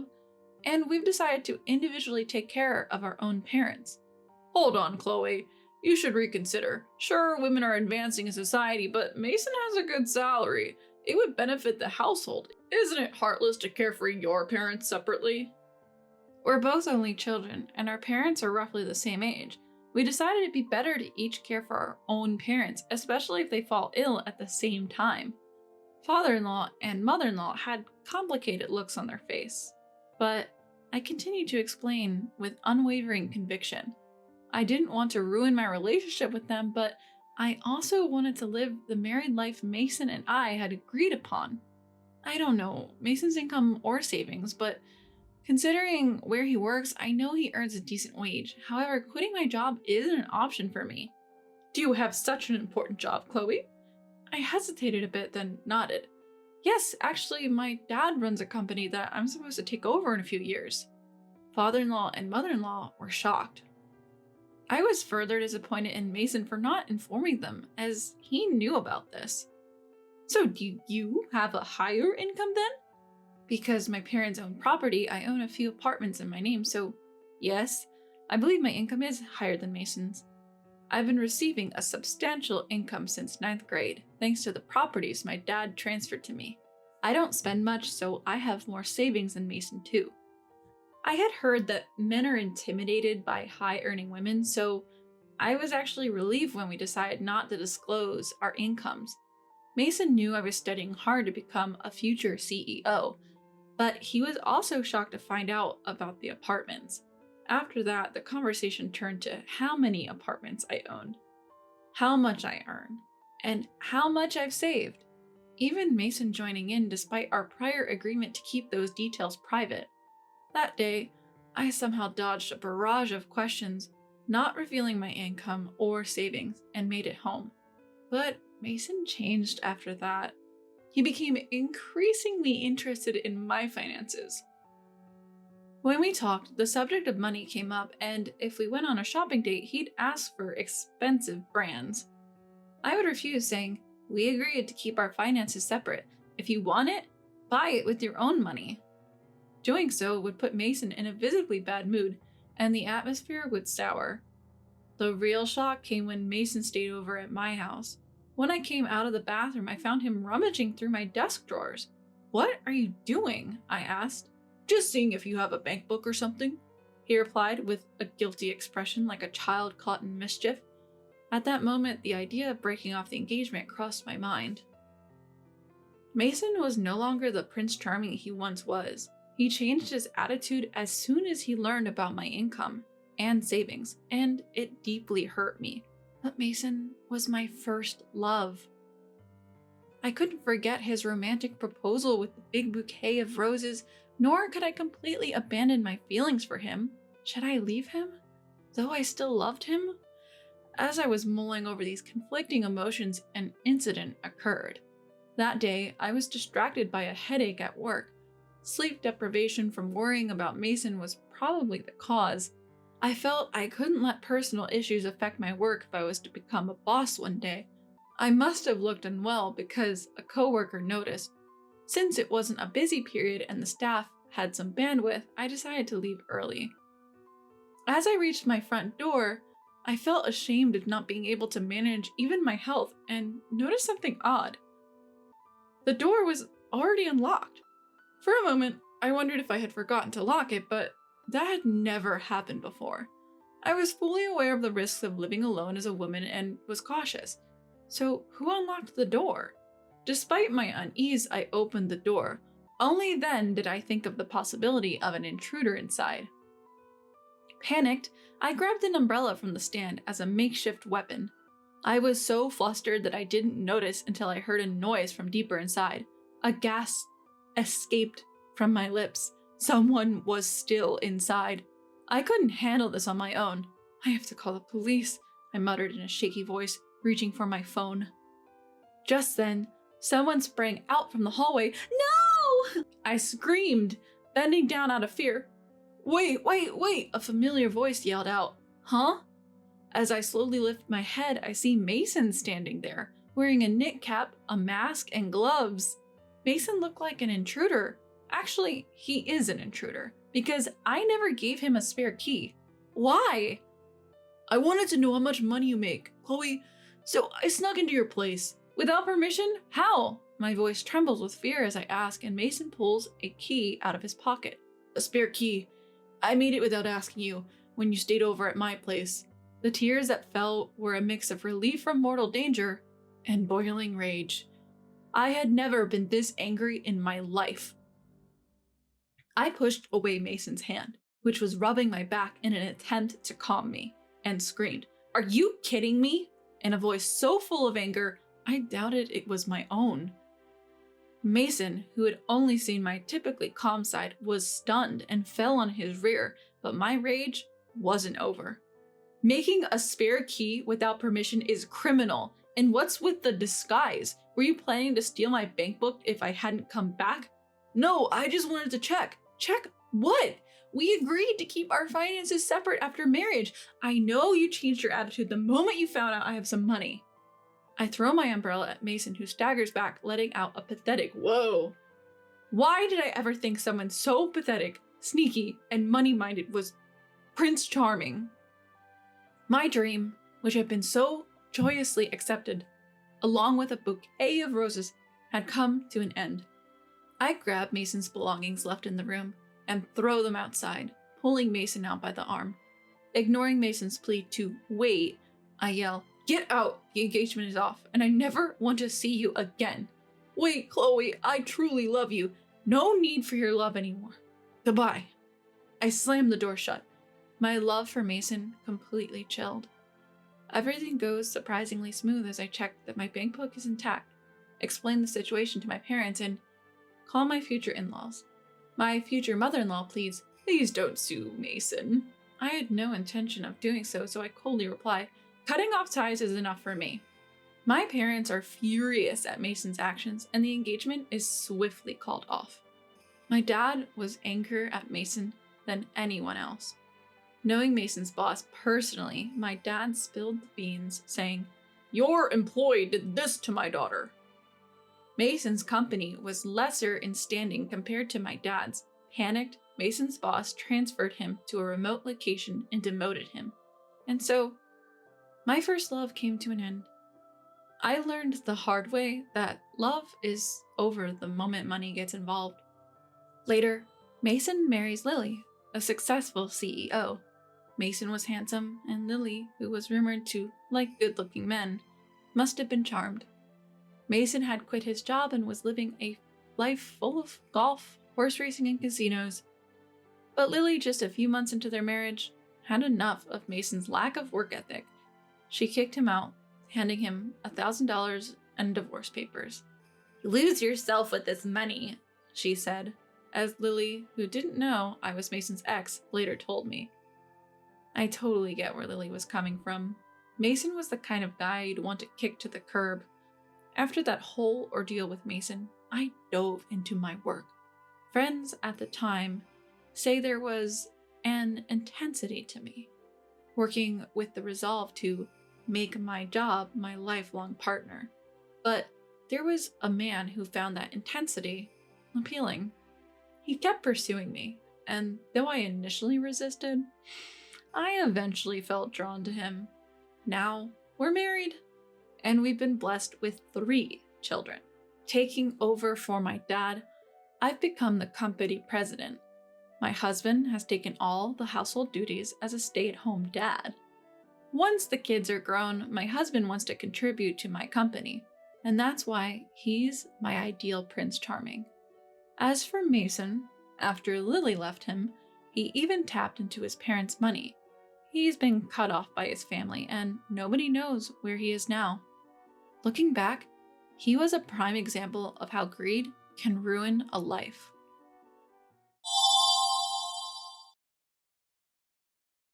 Would you mind not coming to our wedding or our new home? You'll just ruin the mood. If you don't like it, we can just divorce. Susie said this with a condescending look. Kellen seemed flustered by Susie's attitude. It's just too much to treat your in-laws like that. She could at least be a bit more polite. What did we ever do to Susie? All we did was greet her with, "We hope to get along from now on." What was so wrong with that? Susie clearly has a lot of growing up to do. She needs to be set straight. My name is Clara, a 55-year-old housewife. I work and also manage the household. My husband and I have a son named Kellen. He's grown up to be a fine young man and now works at a top-tier company. After years of raising our child, I was enjoying a relaxed life with Lucien, who had retired a bit earlier than me.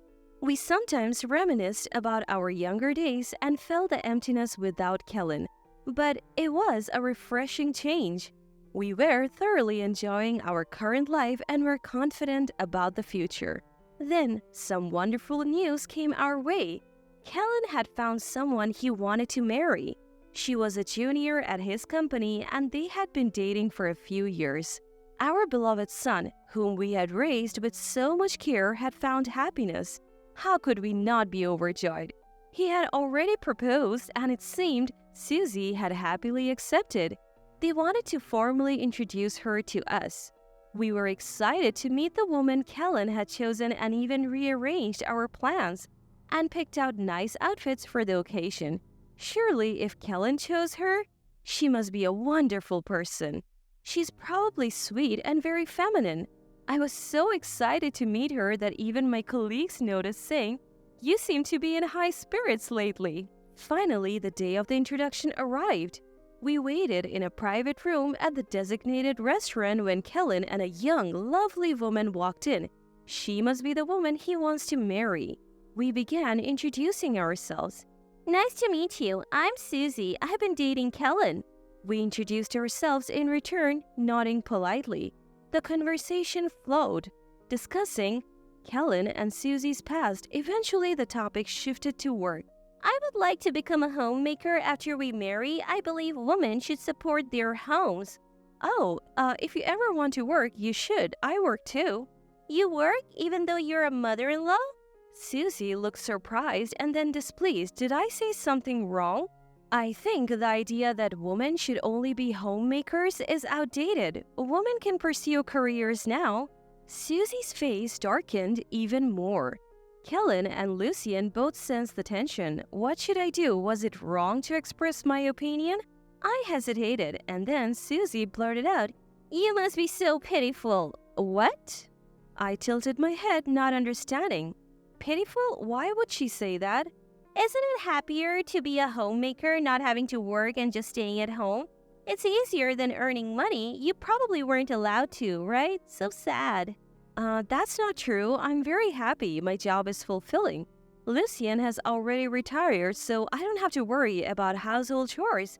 Wait, you work, but your husband doesn't? Aren't men supposed to earn money?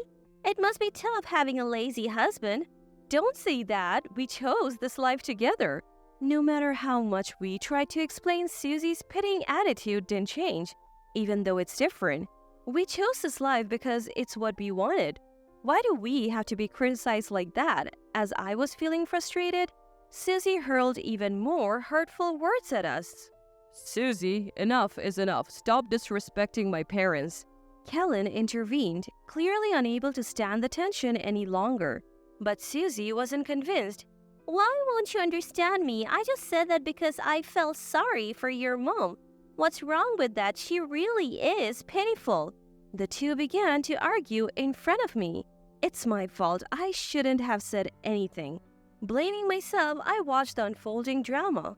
I never thought Susie would be like this. I can't forgive you for saying that to my mom. We're calling off the engagement. As the argument heated up, Kellen's declaration left Susie in shock. Wait, I have already told my parents and friends about our engagement. You can't just call it off. It seemed Susie had prematurely announced their engagement to everyone she knew. She approached Kellen, her face pale. I really love you, Kellen. I want to be with you. Watching her grovel was honestly nauseating, but this was too cruel. They had been doing well until now, and it seemed rash to end everything over a momentary disagreement.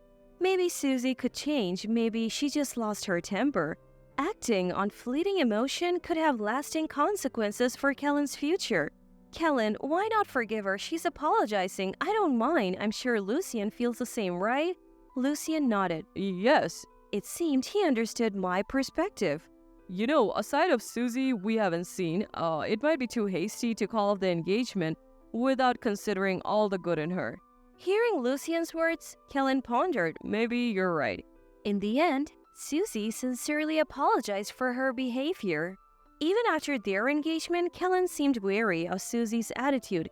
He made it clear if she showed any disrespect towards us, he would reconsider their future together. Time passed. Kellen and his fiancée were making steady progress with their wedding preparation. Just recently, they sent out the invitations. Moreover, they decided to build a new home to start their married life in. Although it's still under construction, I have been invited by Kellen several times to check out the progress. Even though it's not finished yet, you can already tell it's going to be a beautiful house. The contractors have been very professional, and I couldn't help but feel proud thinking, that's my son for you. One day, Kellen invited Lucien and me to see the progress of their new home. Lucien in particular was very impressed. Every time he saw it, he would say, "What a great house!" I bet Kellen was pleased to see such reactions. Kellen enthusiastically showed Lucien the plans, explaining, "This area will be like this."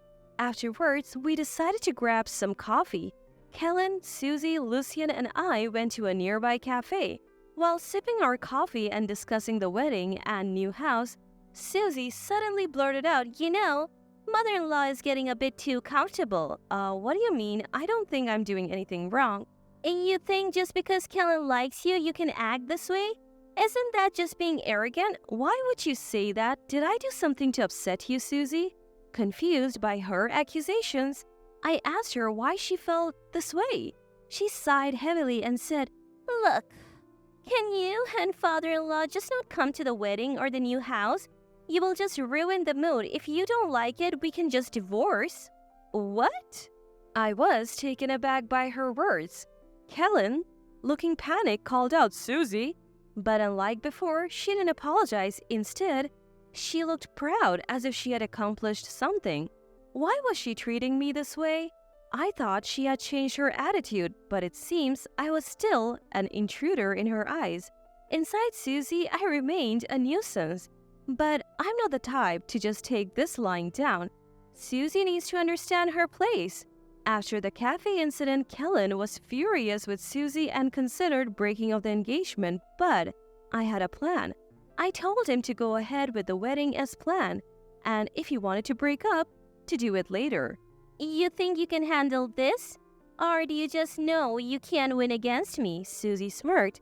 I asked her again, so you really don't want us at the wedding? Yes, I would rather never see you or father-in-law again. Susie said with a smile. I warned her, are you sure about this, Susie? You might regret it.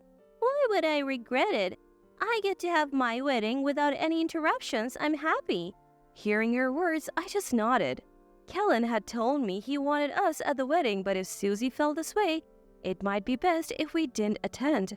However, seeing Kellen's worried face, I whispered, I have a plan, and his expression darkened.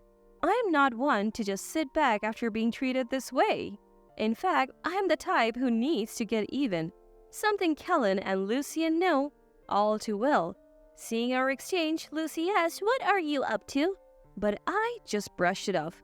"Nothing at all. We won't attend the wedding or visit your new home, so don't worry." I replied with a smile, and Susie said, "That's a relief," and laughed. In Susie's mind, she probably envisioned a perfect wedding day. Who would make that dream come true for her after all she's done? Does she really think everything would go smoothly without any hitches? Is she living in a fantasy world? I had to hold back my laughter as I continued with the preparations for the wedding day. A few months later, the big day arrived. As promised, we didn't attend the ceremony. While relaxing at home, my phone suddenly rang as expected. It was Susie. "Mother-in-law, please come to the venue right now. Hurry!"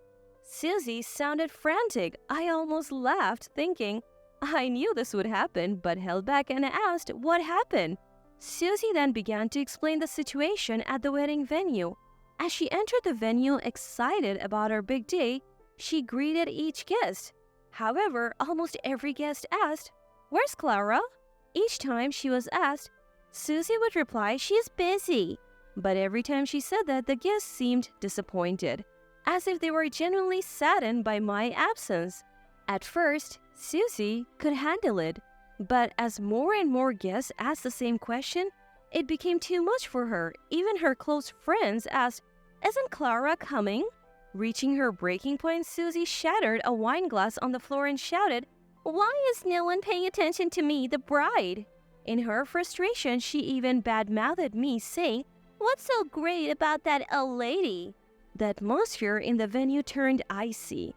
Whispers began to circulate that Susie had intentionally not invited me. The mood of the wedding was ruined. Despite being the bride, Susie was met with cold stares. She felt uncomfortable as guests whispered about her. "Please come and fix this. It's all because of you, mother-in-law." Susie's voice was filled with anger and blame. Who would want to go after being spoken to like that? If you're asking for a favor, shouldn't you ask nicely? Maybe apologize like you did before? "Why should I do that for someone like you, mother-in-law? Hurry up, I'm about to change my dress. Do you want me to go back into that awful atmosphere? I'm the star today." She must have been really struggling with the mood at the venue. No matter what I said, all Susie could say was, "Come quickly." I couldn't help but chuckle at her desperation. Certainly being treated like an outcast on one's wedding day, a significant moment in life, must be tough. Feeling sorry for Susie, I promised to come to the venue. Relieved, Susie took a deep breath. Lucien and I dressed in our finest attire and headed to the venue mentioned in the invitation. I must admit, my son chose a wonderful place. The venue's interior was neither too lavish nor too simple, making it very comfortable. As we arrived in the waiting room, Susie approached, saying, "You finally made it." Led by Susie into the hall, the moment the guests saw me, they flocked around. "It's Clara, the real deal." It's an honor to see you. "We thought we wouldn't see you today." Seeing the guests showering me with such admiration, Susie looked utterly bewildered. "Why is everyone fussing over mother-in-law? I'm the bride today." One of the guests offered some advice, leaving Susie in shock. There is a reason I am so adored. I am the CEO of a major global corporate group. While Susie seemed unaware, I have been interviewed on TV and in magazines multiple times, making me quite famous domestically. Most guests probably attended the wedding more in hopes of seeing me than celebrating Susie's big day. Unaware of this, Susie's derogatory comments about me in front of the guests were about to backfire. "That's not fair." Discovering my unexpected trump card, Susie collapsed in disbelief. Who's the real victim here? The wedding proceeded without further issue, but Kellen eventually broke off the engagement with Susie. Though Susie's attitude towards me changed, often calling me the best mother-in-law ever, it seemed she couldn't undo the discomfort she had caused. Susie was held responsible for the wedding expenses and the cost of the under-construction house. Rumors spread about Susie's terrible behavior towards me, leading her friends to distance themselves. Even her parents were outraged, making her home life unbearable. Meanwhile, I am nearing retirement and have been preparing for my successor. Kellen, having gained experience and knowledge in a top-tier company, is the obvious choice. My family and employees are my cherished companions. I intend to protect and care for them as much as possible.